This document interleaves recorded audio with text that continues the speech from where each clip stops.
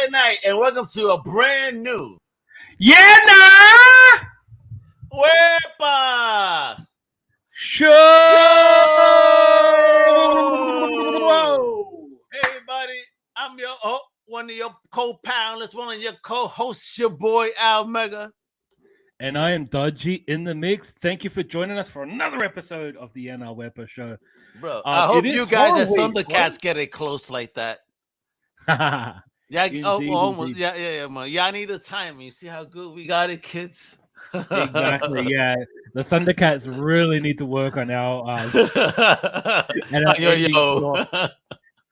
Yeah, but no doubt. Thanks for joining us, guys. Yeah, but Al, bro, it's horror week, man. Like horror week. It's horror month. Horror month. I beg your pardon. You know, I actually watched the Thing yesterday, the John Carpenter film, and that movie, even though the effects were dated, but bro, that movie still gave me the willies. So I'm really glad that I could still feel that way, considering the way the CGI was back in the day. But still, I think just the way that the film was carried and the way the actors portrayed the fear factor, it really, really worked, man. That's a classic. I love it. 100%. It's one of my faves. One of my faves, man. Yeah, it's a great thing too. You know what's crazy too? Another one of my faves is coming to TV, Dodgy, if you believe it. Oh yeah, what's that? So George Romero, Night of the Living Dead, right? Mm-hmm. He started this whole zombie shebang, right? Mm-hmm. So remember the sequel, Day of the Dead? Well, guess what? What? Sci-Fi is actually doing a TV series on it. Oh, really? Yeah, brother. So the TV series is actually coming out October 15th. So you know what's cool? You won't believe this. They hit up little old Comic Crusaders talking about, yo, you want to spread word? I said, of course, yo. We're horror fans, no doubt. So check this out, folks. You see this sweet little poster right here? Look at this. Look at this. Is that zombie holding up his middle finger? Yes, he is. Oh shit! Look at this. So, folks, please tune into Cinema Crusaders. Nemesis himself, David Howard. He is hosting a whole horror month, right? So, in that, we're gonna be giving away this awesome poster, and not just this. The awesome people over at Sci-Fi and the Day of the Dead promotion are hooking us up with a couple of T-shirts. So, folks, some T-shirts are going to be up for grabs. I don't have any samples yet, but hopefully by the time of the next year in our Wepa, maybe I'll have a sample I can show you guys as Cinema Crusaders kicks off their awesome horror event. So stay tuned for updates on that. But again, let me show you one more time. Dad, you love this show, guys. Oh yeah, I love the middle finger, right? Bro. That's just so funny. I love Sticking it to the living. Right? But yeah, definitely click like and subscribe, and hit the bell notifications. So when Cinema Crusaders does come out, it's on the same channel as the NR Wepa Show through Comic Crew. So definitely check it out. Yeah, man, it's gonna be fun, bro. I can't wait. They're gonna cover some awesome stuff. Yeah, and speaking of horror, but maybe a bit offset of horror, we've got the new trailer of the Venom 2. Let There Be Carnage is coming out. So I haven't actually seen the trailer yet. So it came out the movie already here. Shit. Okay. Yeah. So bro, there we go. Let's show the trailer. So I'm still lockdown Dodgy, by the way. No problem. But all right. You know what? I'll say it for after the trailer. Because a friend of mine, a good friend of ours from at Comic Crusaders, definitely gave us the what for on this and the what not. So check this out, and then I'll let you know what's popping. All I ever wanted in this world is carnage. Eddie, we should be out there snacking on bad guys. I am a predator. I need to be free. You have got to get control of your aggression, or you will get hauled off into Ravencroft. I love it. Yeah. Live in my body. You live. Oh, is that Shriek? Looks like it. I don't know what came over me, please. Yeah. Fix it so I can push it again. You are a asshole. So Shriek is actually the girlfriend of Carnage in the comics. I want to give you my story. People love serial killers. Look at Woody with hair. Oh shit! It's yours, and what's He yours looks great though. is mine. I've tasted Cletus. blood before, and that is not it. Doesn't he look like a Cletus for real?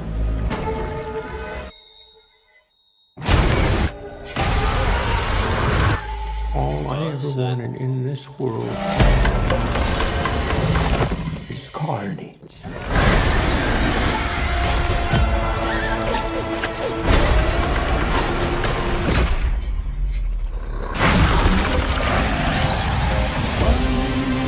Oh my gosh! I'm not a crazy man. I am a vengeful one.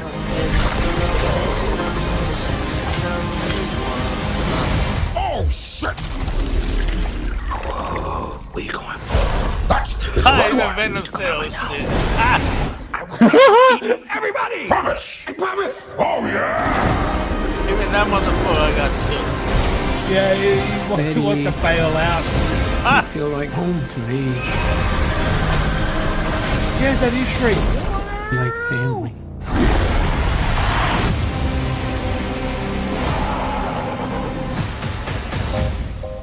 Oh, wow. You could just say I'm happy for you. That was going to be us! I am happy for you. Was it? No! God, I'm so Oh, Sorry! Two in some serious couples counseling. yo, bro, slapped the shit out of him. Don't blame Fucking him. hilarious. Yeah, man. That's good. All right. Wow. So, yeah, one of my boys though said that, you know, a good friend of the family. Check him out at Klepsiax on YouTube. His review, but he wasn't very happy with the film, and he's a big comic book fan and a big Marvel fan, and Yeah. he wasn't very happy with this. Okay. Did he? You know, again, to each specify their his- own, but he's just saying that, you know, basically the best shit is like in the middle and then at the end. That's it. The rest is like a snooze fest. We probably seen all the best scenes in the trailer, the way I'm assuming. Hopefully not. But Hey no, man, that's just nowadays, Dodgy. People are crazy. That's how they do it. yeah, bro. that's true. That's true. And I mean, look, it's I don't know. I actually really dug the trailer. I thought and that basically what you saw was the first time I've actually watched the trailer, so Oh, it was word? kind of cool. Okay. Yeah, that's why I was like wondering who that girl was, but then Shriek and then she's screaming, and I'm like, That's- oh It yeah, made you moist, Dodgy. I see. You dirty boy. 100%. Like Dirty just boy. brought back the Maximum Carnage days. Look at that But yeah, poster, I man. really dig the poster. Yeah, That's like, a cool that's poster. I would amazing. get that. I would like that poster. Shit. Yeah, 100%. Me too. And like, I wouldn't say I'm a massive my Venom God. fan. Like, Oh my god, Dodgy. I what? forgot to tell you. Bobo has shown me. You know that he has one of those huge Superman versus Batman movie banners that you see in the movie theaters, like the Yeah. big ones. Not the poster, you know, the big banner. Yeah. He has that shit. I mean, it's like huge. He has to put that shit on his lawn to show people. Whoa. You know that How crazy? the hell did he get that? Yeah, you Yeah. gotta ask Bobo Man and his ways. Oh, Right, I will. there's a nice Yeah, one. I think that this poster as well. I wanted to show both posters here, so yeah, I really. Yeah, like but it. look at Woody, bro. He definitely look like Cletus. He like the Mark Bagley drawing, right? From Yeah, that, no? just had that the low brow and the Right? smirk. You And to just see like Woody that, with like- hair is hilarious. No, but the thing I like about Carnage is that even without the symbiote, he is still as scary as shit. Like he's still a scary dude. Oh yeah, man. look at him. Oh yeah, he looks like a fucking psycho. Exactly. That's real talk. That's a fucking psycho right there. Ain't fucking with homie. Yeah, but definitely check it out. Yeah, so guys, Oh yes, bro. Talk about this because I know that you definitely felt the very type of way. So please share. Let's talk about it. okay.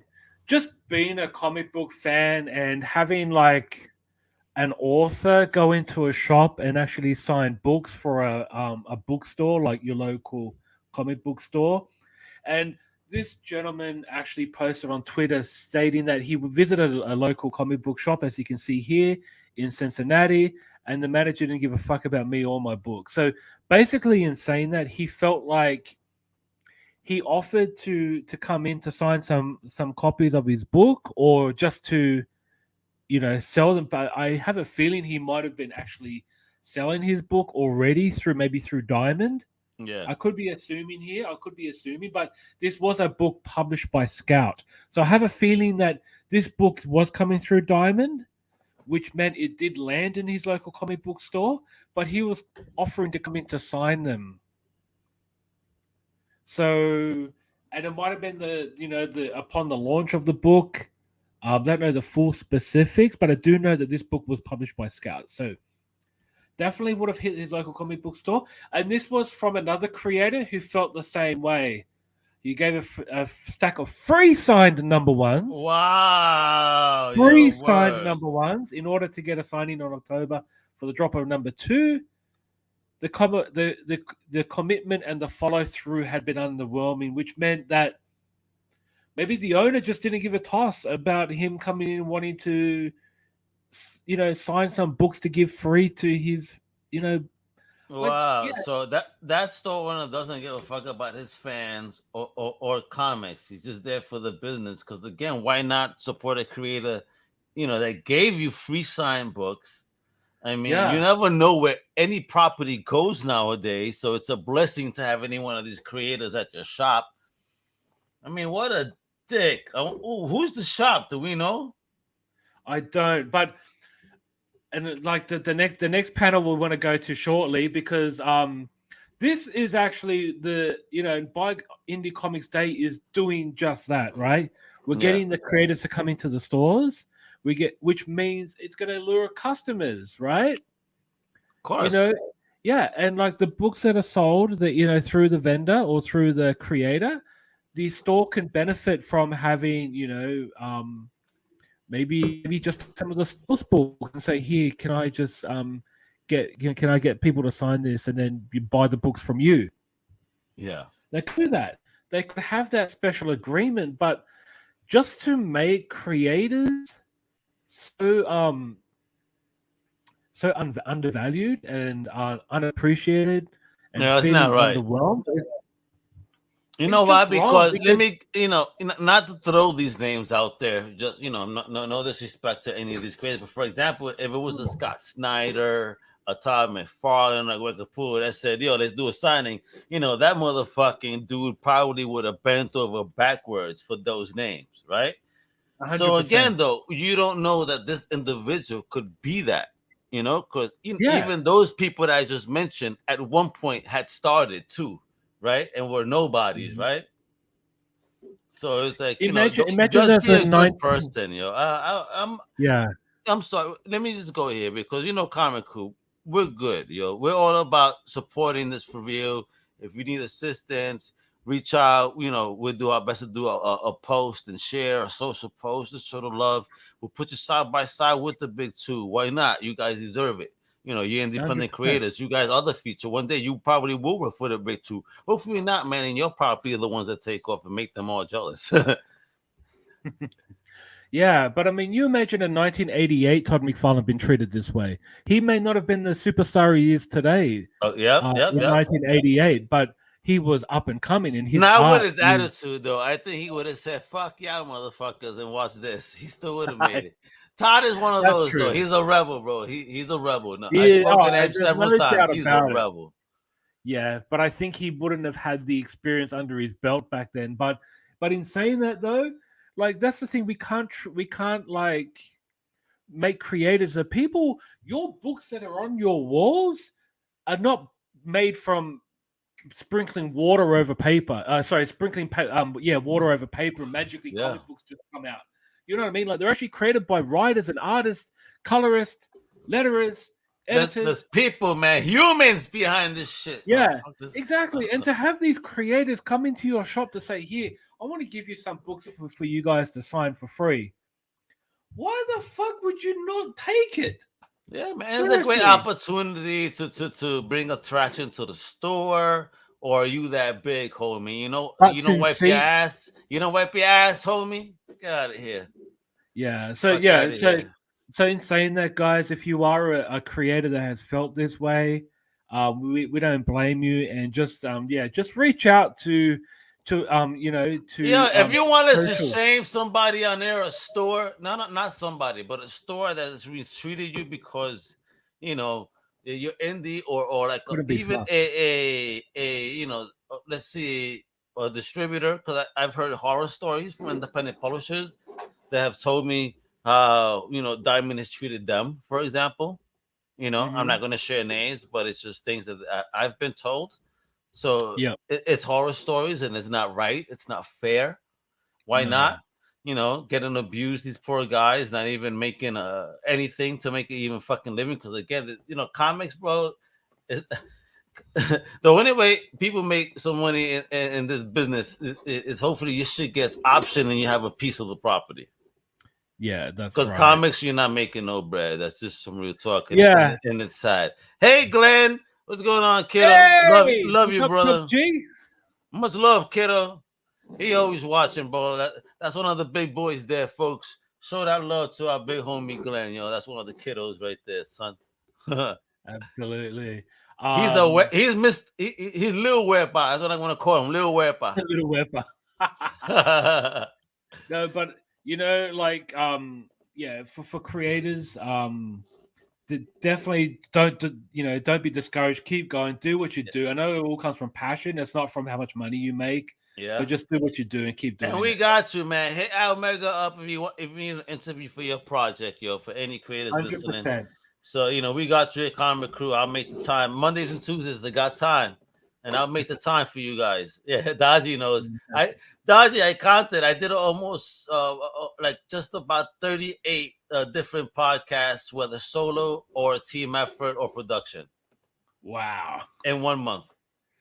That's why you're CC's Iron Man.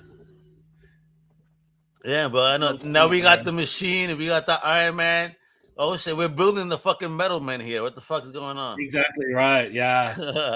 All right. Well, so bro, and talking about Metal Men, right? Holy shit, bro.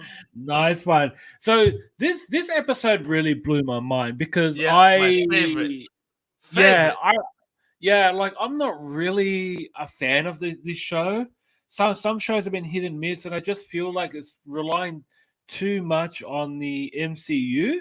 Yeah, but this particular episode really got me. I think that's purposeful, relying on the MCU, because the What If is a multiverse, and with the next Doctor Strange movie, I think this is purposeful to lead into those type of narratives that we may see there and see like, oh shit, we saw this on What If something. Wow, So in saying that though, Jeffrey Wright will actually be Uatu in the actual in the MCU, which I'm actually quite excited about because that fight, bro, homie fucking got down, son. When he said, don't fucking, you think you're gonna check me, son? When he came on his arm, was like, don't think I'm no Toto. You know what I mean? I loved it because the idea with the Watcher, he actually cannot intervene with what happens in the actual 616 or the Marvel universe. I don't actually know if the MCU is actually 616, but anyways, his job is not to get involved. But the introduction to this episode, he makes a special comment that that the world relies on it, and there are elements of when Hawkeye and Scarlet and Black Widow are looking through boxes, and the Watcher is watching, going like, "Choose the right one. Come on, you're almost there. You're so close. How can you not see it?" And you never really see that involvement from the Watcher. And I love that. And I love too, it was the villain that they were going to work with. Yeah. And folks, soon it's going to be up for auction on hipcomic.com, that particular book, through us. And this episode was actually called What If Ultron Won. So Ultron is the main the antagonist here, and he was amazing. He was absolutely amazing. When Thanos popped up, I was like, yes, that's how you treat this motherfucker. Like, shit. Yeah. Like, just one and done. Is this what you call a threat, homie? Fucking snaps him.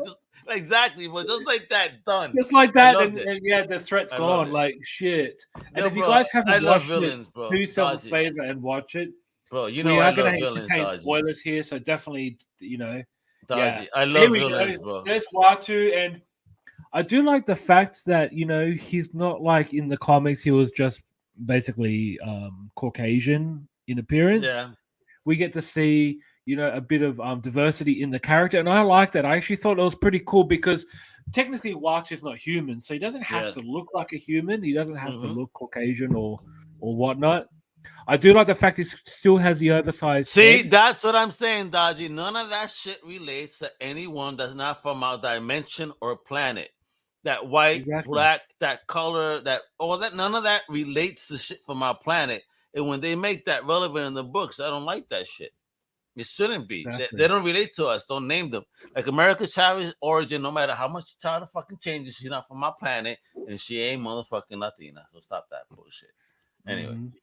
Oh, look at this. Here we go. This is the appearance of. That looks crazy. Ultron. So Ultron is actually Vision, but with the Ultron uniform. What you mean uniform? This is like the fucking. This is the Infinity Gauntlet as armor. Exactly, like the Infinity armor. Yeah. So all the Infinity Stones are planted in his chest. That was amazing. Like this is serious, bro. The Infinity armor. Yeah. Look at this motherfucker. Dodgy, what would you do, bro? Would you cream or shit on your pants? Which one? I would join him. I'd be offering myself his service. My service. What do you need, homie? You need coffee. You need some oil. Yeah, you need some Valvoline. I don't know, bro. I got you. I don't know. What payment would I like? I'd like just a stone, please.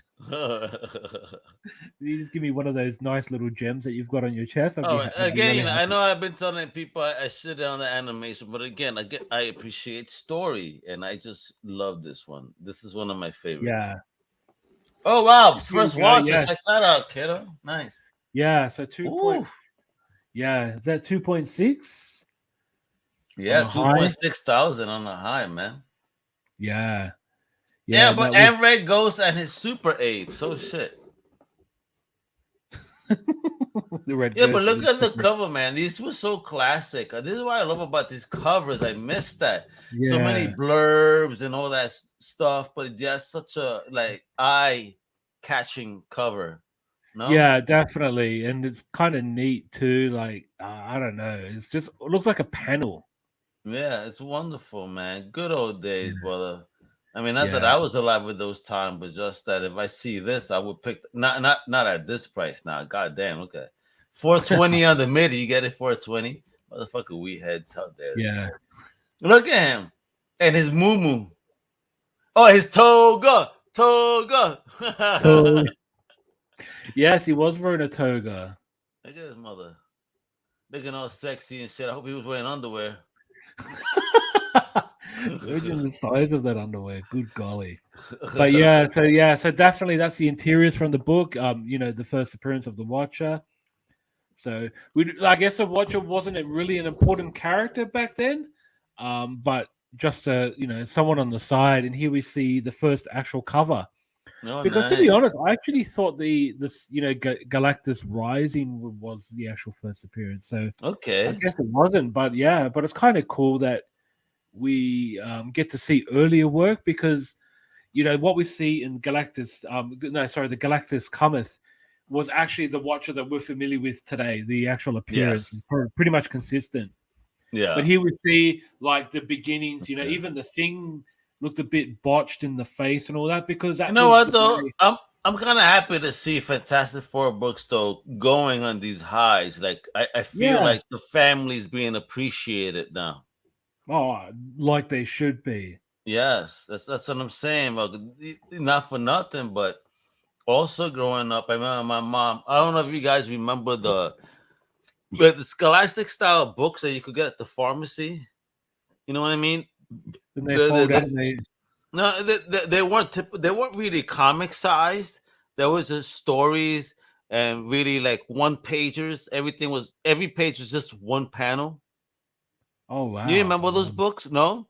Wow, but I'm that old. But they had those little books, and my mom would give me a lot of those. So I had a lot of He-Man ones that had amazing Earl Northam art for sure.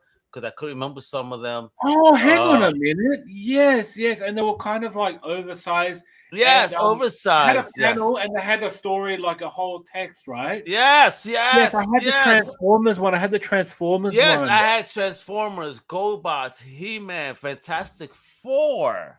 I didn't know. I wish I kept those. Yeah, I even got the ones, but you remember the cardboard ones, the cardboard cover ones that we used to go to grade school with and get like from Scholastic, I believe. I found recent ones of those of Captain America and Thor and all kitty ones, but they're so dope. I had to buy them. My wife was like, "Why are you buying kid books?" I'm like, "Yo, look who it is, though." The art's awesome. I appreciate your art, man. No doubt. The art was Don't judge me, people, if I buy goddamn kitty books. I like it for the art. Yo, oh damn! Yeah, really? this is where we see the first. That's a cameo though. That's yo. Listen though, that's not bad. $140 still. Yeah, not bad. And 1968, like I thought it was a lot earlier. It was his first app in the Avengers, like in 54. Yeah. But if you flip the page, bro, we get to see his first appearance. Yeah, like how crazy is that? That's Ultron underneath that red cow. Yeah, right. A robot, and we ain't even know. How nice, though. I mean, that's cool, though. See, this is why I love comics from back then, because they really knew how to keep a nice narrative. You know what I mean? And then later on, you find out, like, oh, you know, writers, and then you got because the writers have this longevity, though. That's why back then they were actually last on titles for more than 6 issues. You know what I mean? Exactly. Oh god damn, bro! 385. Oh wait, yo, going down. Really? Down, yeah. Check that out. And even though it had an increase, it's still going down. Yeah, I don't really understand. Maybe it was overprinted. I'm not sure. No. To be honest, there are a lot of copies of this out there. I think in the wild. You know that are still good condition, because I think by this time, people started becoming collectors in that era when this came out, you know, so people started taking care of their shit. I truly believe that this is why we see such a huge significant amount of maybe, you know, certain Bronze Age to this, you know, mid Silver Age we see a lot of. Yeah. You know, it's early Silver Age that they had the low print ones. And if you can't get early Silver Age, then, you know, that's where your investment should be in that. Yeah, definitely. Oh, bro, this fucking episode broke my heart because I didn't even know. So this episode of Dark Side of the Ring is titled "The Double Life of Chris Kanyon." I knew he passed away. I knew he was gay, but obviously much later after his wrestling. But yeah, this episode really, really struck a chord with me because having been suffering from mental illness myself, I know what it feels like. But shit. This episode was really, really heartbreaking. And if you just turn the page, bro, and here we see Chris Kanyon. So this was Kanyon that I remember. He was he wrestled in WCW. He was Kanyon. Who better than Kanyon? Right, motherfucker. Nobody. Yeah, he was great, bro. He was a great fucking wrestler, man, and that's so sad. And he was called the innovator of offense because he would basically just create new moves for himself. And watching the Dark Side of the Ring, we see some of the the newer wrestlers like the Young Bucks from AEW. Brian Cage actually loved him to death, absolutely loved him to death. And bro, if you just turn the page here we see then the Jersey Triad. Yeah, and Bendito, these two are gone, man. Yeah, that's because Bam Bam left us too, man. That's crazy. And, you know, there goes DDP, and a shout out to DDP. I spoke to Eddie Shankar. You know, he does films through the Bootleg Universe, and one of the films he has going on the circuit actually has DDP acting in it. Wow.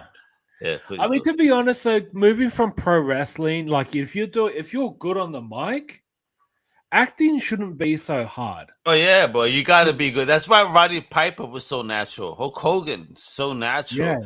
Yeah. Even John Cena. I mean, say what you will, but that motherfucker's mad funny in movies, bro. He's like a fucking comedian. He's hysterical. I know. Yeah, I loved him in Blockers. Like that was like too funny. No, you gotta see that Vacation Friends shit. That's what is mad funny. Okay, all right. I should watch that. I mean, anything like Blockers, I'm in, bro. But that was great. Yeah, but in saying that, though, John Cena is in this episode, and kind of like struck a chord with me because for him to say that Chris Kanyon is not any good. Yeah, see, that pissed me off, Dodgy. Yeah, Dodgy. That fucked me. Yeah, that really like fuck me. You, bro. I think that if those two wrestled today, Kanyon would literally beat Cena. Like Cena, you're an actor, my dude. This dude was a wrestler. He knew what he was doing. Yeah. Well, that's the thing. I think John Cena is more of the entertainer.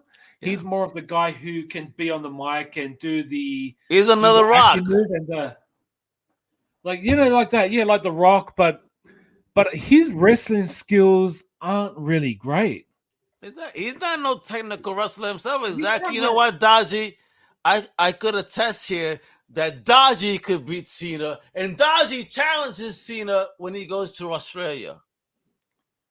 Fuck yeah! Like seriously, like, and I'll probably put some stiffs on him too because what he said about Kanyon, bro, really pissed me off. You better put some stiffs on him for Comic Crew. Say yo, and I want to hear you. This is for CC before you. And they crack in the jaw, break his jaw.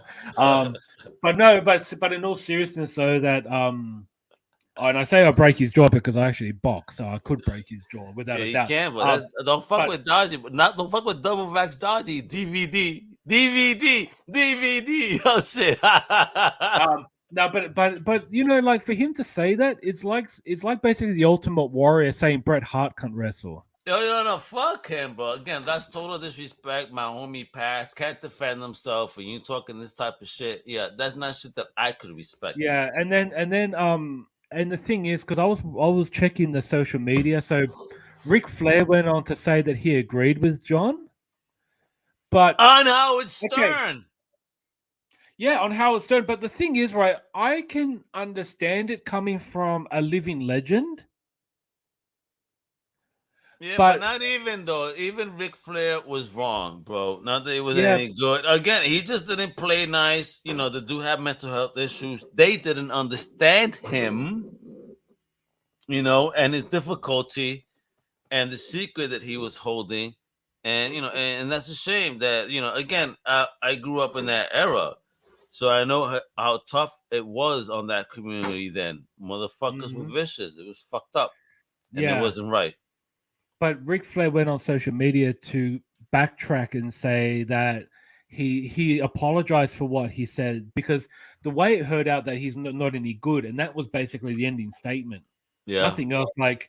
You saw his face, right? On the Howard Stern interview, his face, bro. I mean, said it all. It's like he was hurt. His hero just said, yo, you suck. Yeah. That's not right. And it hurt him. Yeah. And that's the thing, like, yeah. Bro, if you might just going through a couple more slides. Of course, bro. Here we go. Bro. We've got his Alliance MVP. So he was a double champion. He was a US champion as well as the tag team champ. Good. Mortis. Yeah. So during the mid-90s, him and Glacier did a Mortal Kombat themed uniform, but I actually thought Mortis looked fantastic. I mean, look at his shoulder pads, bro. Yeah. I dig those pads, bro. Yeah, definitely. And I thought that was great because, obviously Glacier was a martial artist. Yeah. And it really worked. And then Mortis teamed up with Wrath, who was originally Atom Bomb, and here we see. But look at that mask, yo! It's true. It revolutionized the mask, yo. That was just dope. Yeah, I love that picture. It's like Mortis, no more. Yeah. Damn, man. But That's a shame, bro. This fucking story broke my poor guy. Damn, yo, that's how Dodgy looks when he's not wearing a t-shirt. Apparently, exactly. Oh God, I wish. And this is one of his he was meant. This man, Brian Cage, he wrestles in AEW. Also, Dodgy, what the fuck, bro? Look at the side of this motherfucker's traps, bro. What? God damn, yo, this motherfucker could probably just pick up a fucking truck. A trap like that. What the fuck? Pretty much. But yeah, but Brian Cage, he had an introductory match where he fought against Kanyon, and he basically was, Cage was like absolutely astonished with the man that he was wrestling against, and he's like, "Oh man, I really wanted to let Kanyon win," but Canyon's like, "No, this is your production, you win." And basically, he's went on the mic and said, "You were better than Kanyon," and gave him the what a good dude. His belt. Like, you know what I mean? Like, that's amazing. And the shit that he got from Ric Flair and John Cena kind of kept him going a little bit. Like, bro, like that was amazing. Like, and he would see the Young Bucks. The Young Bucks. like these guys here are basically the world's best tag team, like without a doubt. And these guys are brothers, and they were trained by Kanyon. Crazy. And they looked up to Kanyon. So you know what I mean? Like, this is amazing. This is something we need to use towards his legacy. And let it be the first openly gay wrestler, but we don't want to see his life short and go to vain, because we've got this legacy of wrestlers. We saw Brian Cage, and now we got he inspired. He inspired a hell of a amount of the wrestlers. Yeah, good stuff here, man. That's for real, man, right here. Yeah, and definitely, I mean, that episode really would trigger a lot of emotion. So definitely check out, this is the US version of the Suicide Prevention Lifeline. And then on the next slide, we've got the Beyond Blue as well. So definitely check it out. This is the Australian version, Beyond Blue. So definitely check it out. If any of the stuff that we brought up, or if you've watched the episode, trigger any emotions, definitely get support. Yeah, man. So you know what, folks, don't hold your feelings in. You gotta share it with somebody, let it out. It really is helpful in doing that. Don't knock it until you try it, folks. Don't knock it. For real. Absolutely. You never know if you could talk. Don't be afraid. No one's gonna judge you if you need help, man. It's a different age now, guys. It's like it's 2020. Yeah, we're here for you. We're here for you. Talk to us if you need, man. Like, we're here, Yeah, 100%. But yeah, this was a very deep episode, and I actually watched it twice. It's probably one of the first episodes that I actually watched. And it's a deep episode. It's tough. I wasn't aware of his life. The stuff that he was going through. Sad to see all those crazy emotions, that emotional roller coaster rather, that he was dealing with. Because it's like, fuck, I'm in an industry where if I talk about who I really am, it's going to be a problem. Blah blah blah. And I have family, that are homosexual, and they went through a struggle that is similar about just being able to be comfortable about saying, yo, this is who I am, and I never fucking cared. I'm like, yo, bro, so long as you keep safe and you happy, what the fuck do I care? You know what I mean? Exactly. Just be, just do you, be safe. That's all I care about, bro. And if somebody loves you for you, then I'm happy for you, and that's that. Done. Yeah, 100%. That's all that really matters at the end of the day, people. Yeah. Epa, yo. And I did something here too, Dodgy. Check this out, bro. So before we even do that, let's do our new intro for Show Tunes.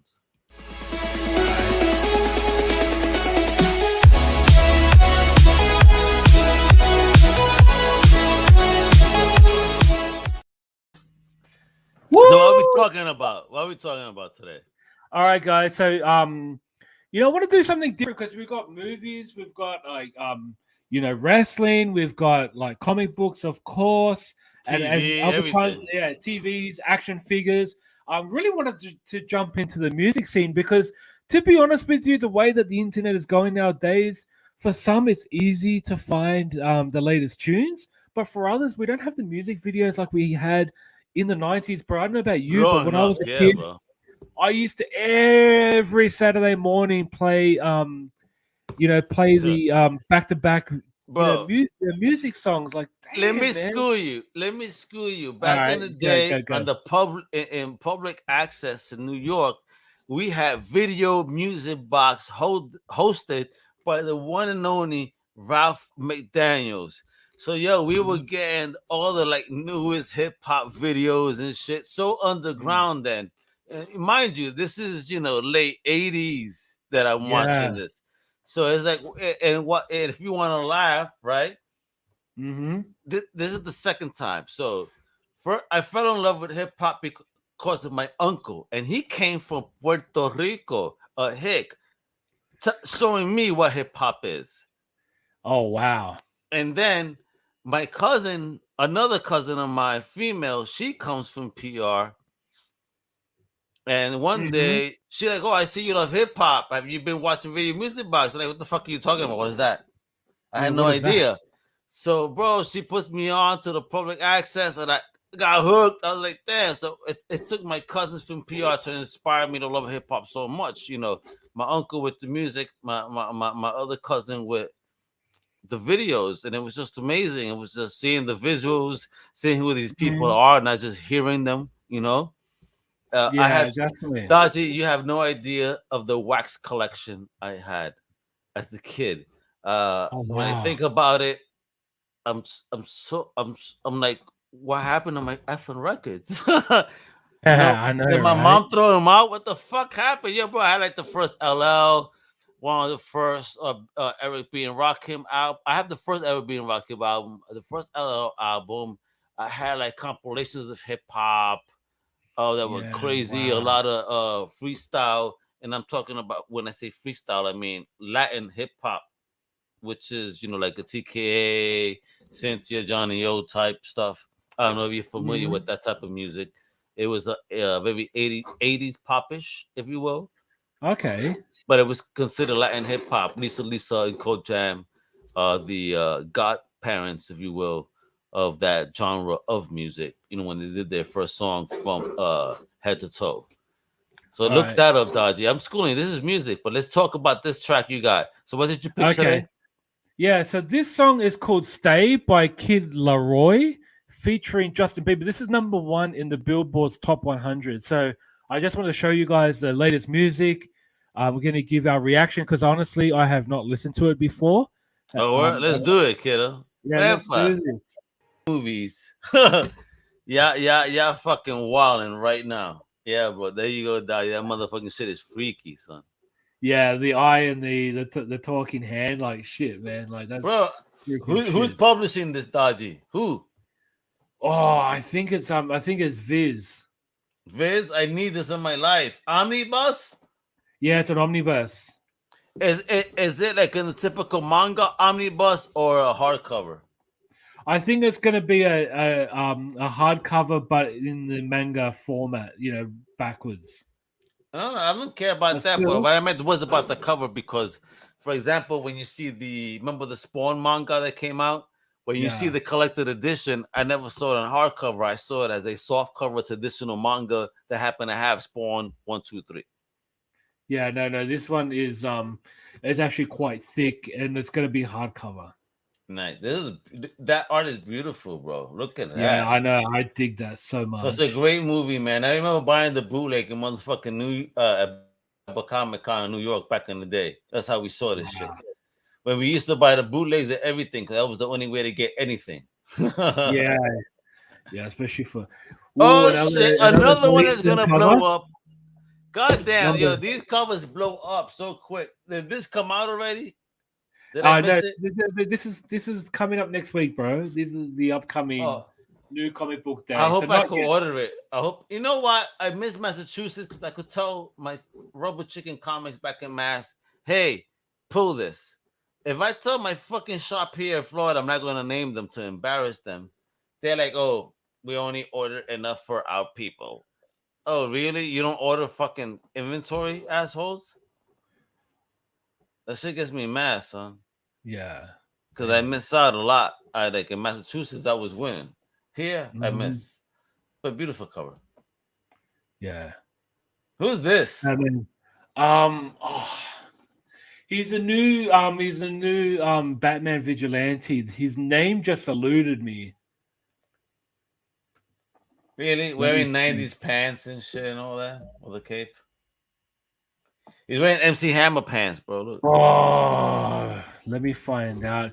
If you guys are watching, if you Dodgy, did you have MC Hammer pants growing up? Not quite. Stop lying. Everybody had a pair of MC Hammer pants. Wouldn't really call them MC Hammer pants, but I did have baggy pants. Bro, you know which one I'm talking about. But I think you guys gave them a different name. Bro. I know what you were wearing. Look, out by Upshot, AWA, kiddo. Fucking these people, bro, they be fucking killing it. Dodgy, stop looking, bro. Gotta keep moving, bro. Okay, all right. Otherwise, it'll be until the end of the show. Yeah, so Out looks like a new book coming out from AWA. Yeah, so definitely this book looks it actually looks interesting for sure. Yeah, but and again, it's beautiful. AWA and Upshot, they're doing some wonderful shit, bro. Yeah, look all types of genres. Yeah. This cover, bro. Yeah, I mean, and they get some good creators on there. Oh, on their publisher. I mean, bro. I mean, Rob Williams, he comes from 2000 AD. Oh yeah, and listen, but I hope Thundercats covers AWA real soon. Yeah, 100%. I can't. Because they're young and they deserve it because they got so many amazing titles. 100%. Oh God, this guy's gonna no, not Vegemite, but definitely this one. So I've got another fast forward clip. I know you may not have enjoyed the Mr. Red like you did with the Batman or Superman, but this one is actually has a bit of that Monty Python swing to it. Just with random music and songs. So we've got a song that's called the Truck Song. Let's check it out. It's basically original. It's got no reference to anything. It's just out there. Let's pop it. These Australians are weird folks. Let's check it out. I know. Yeah, what in the fuck are you showing me, bro? As I said, this was just a random song, and no Bobo tonight, man. No Bobo. Yeah, unfortunately, no Bobo. I just hit that slide because I wasn't 100% sure. It's his anniversary, so he's hitting it up with his missus. So listen, that's right, bro. Listen, we don't want him to get divorced. We want him to remain happy, so he could stay in that beautiful collectibles room. Because if he fucks up on these type of days, then we will never see Bobo in that room again. He won't have. He'd have to sell out his collection. You know what I'm saying? But we don't want Bobo to sell his collection. But with that said, Dodgy, I think both you and me, could mean this from the bottom of our hearts. But a happy anniversary to you and Mr. Bobo Mac. We love you. Many blessings. Happy anniversary.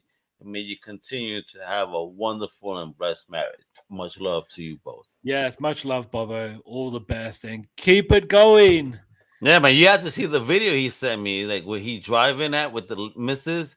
It looks like some crazy backwoods shit that you would see on Friday the 13th. I was scared for him. I know, right? Nothing but woods, bro. Woods. I'm like, oh my. I mean, I've seen too many horror movies. This Puerto Rican, while I like camping, I don't enjoy camping. you like to drive by and look at people camping and go, oh, it looks good. I mean? Not my thing. Yeah, man. I seen Jason kill too many motherfuckers, boy, and I've been a bad boy. No, I'm good. And look, and they get fucking knifed. That's exactly. That's what I'm saying, though. This is why I think Jason's Puerto Rican. Sometimes he uses knives, blades. Doesn't use a gun. He's part Puerto Rican, I'm sure. Imagine him with a butterfly knife. Oh my God, that motherfucker would be nice, bro. You know what I mean? That's when yo pull up, Freddy, pull up. That was the wheel. The wheel fell, but nothing breaks because these things are made pretty well. Okay, that's good. It's insured. Yeah, bro. You know what? We're gonna have to do this muffin wheel one day. just for the viewers to do a nice giveaway. Actually, I think this is the great way. What do you think, folks? To use this for the Cinema Crusaders poster giveaway. I'll be the man in the chair. Pop in. We put in the name, and whoever got, I'll give it a much more powerful spin. You know what I mean? I promise. I'm just weak right now. Oh man, what a great episode, guys! Thank you so much for joining us. And you know, as you can see by my title here, I'm now vaccinated. And bro, soon we will be experiencing Freedom Day. Yay! Hopefully, I get to see you here in Florida, soon enough to do a convention out here or wherever the fuck I live next, because I might go always fucking moving apparently. So who knows where my next mission is? Move to Australia. Yeah, but I gotta renew my passport, get a work visa and all that shit. I'll work, bro. I'm already busy enough. I know. All right, bro. Much love, kiddo. Right, folks. Right, thanks, guys. Yeah, but you know what to do. Everything's in the outro. Next week. Wepa! Yeah, nah! Woo!